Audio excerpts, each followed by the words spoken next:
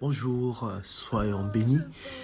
Si on écoute ce message, parce que le Seigneur nous a fait grâce d'être debout, tout ce qui vit et respire loue l'Éternel. Alléluia.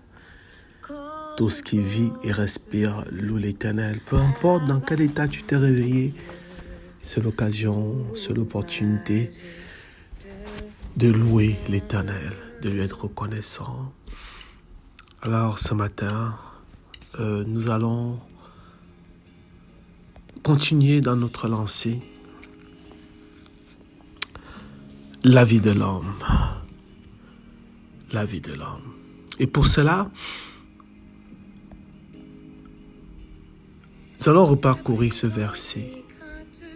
Psaume 90, verset 12. Enseigne-nous à bien compter nos jours, afin que nous appliquions notre cœur à la sagesse.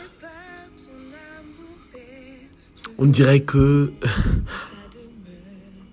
en prenant le temps à compter nos jours, cela nous amène à réfléchir sur le sens à donner à notre vie.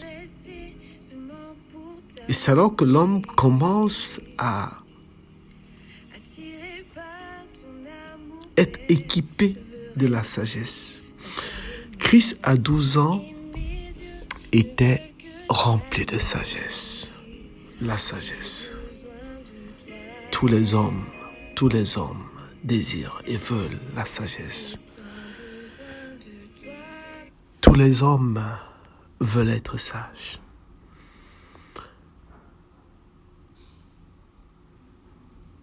Mais lorsqu'on s'arrête quelques secondes, on se questionne, mais au fait, c'est quoi la vie de l'homme? Nous avons une très belle parole de Jacques qui nous instruit dessus par rapport à la vie de l'homme. Jacques 4, 14, Jacques chapitre 4, verset 14.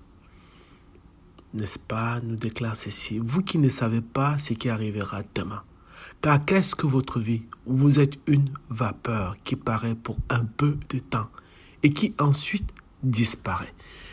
Ça, c'est quelque chose d'assez fort et choquant. Nous sommes une vapeur, nous sommes éphémères. Lorsqu'on a l'occasion, je ne sais pas si vous avez déjà eu l'occasion d'ouvrir une marmite bouillante, la première chose qu'on voit, c'est la vapeur.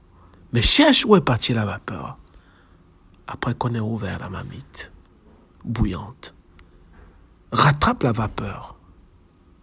Je te dirais même, essaye même de contenir la vapeur dans un endroit. Impossible. C'est comme ça la vie de l'homme. Elle vient pour un temps, on l'apprécie, joyeux, on est content, on célèbre, on festoie. Mais le jour où la vie est reprise, c'est sans égard. Elle n'écrit pas.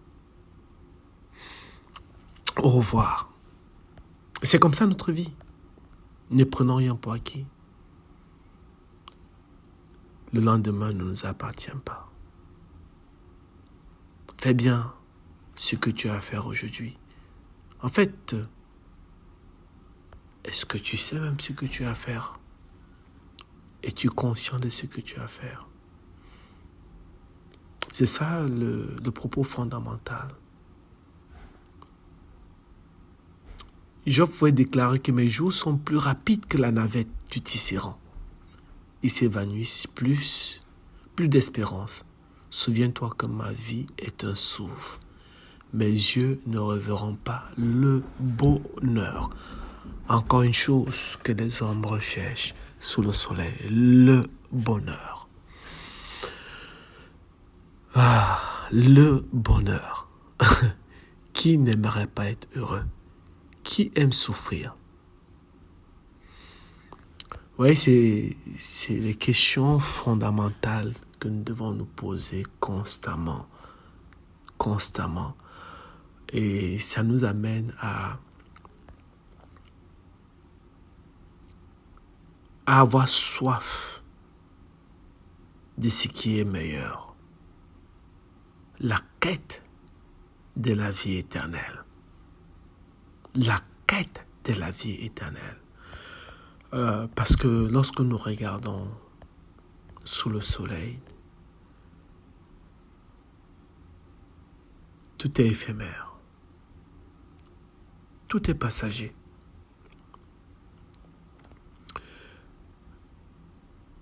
Parlons toujours de ce qui est éphémère, de ce qui est à court terme, la vie de l'homme. Peu importe le nombre d'années que tu auras, ta vie est courte. L'apôtre Pierre va l'illustrer de façon extraordinaire. Dans 1 Pierre 1, verset 24, il dit « Car toute chair est comme l'herbe, et toute sa gloire comme la fleur de l'herbe. L'herbe sèche et la fleur tombe. » Ceux qui aiment les roses, particulièrement les femmes,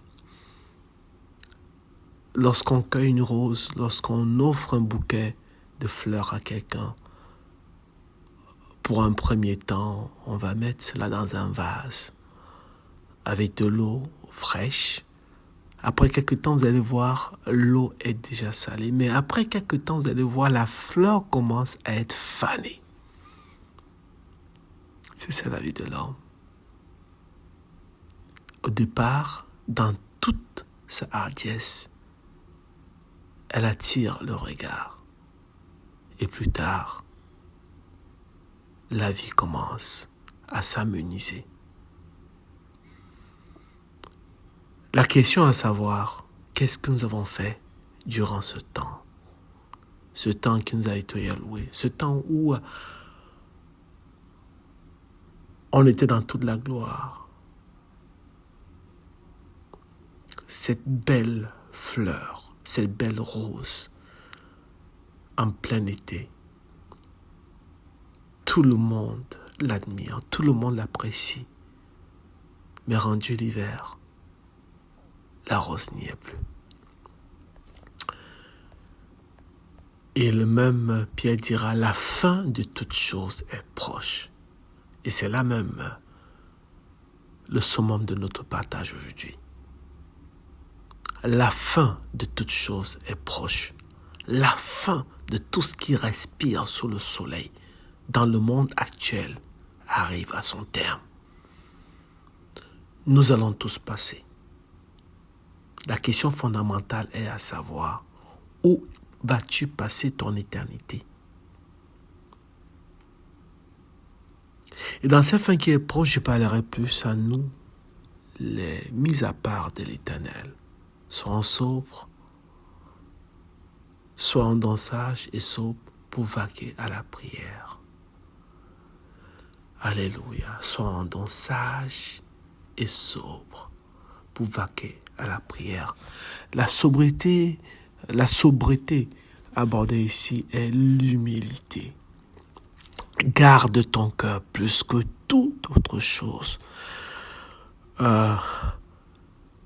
L'élévation de l'homme commence dans le cœur.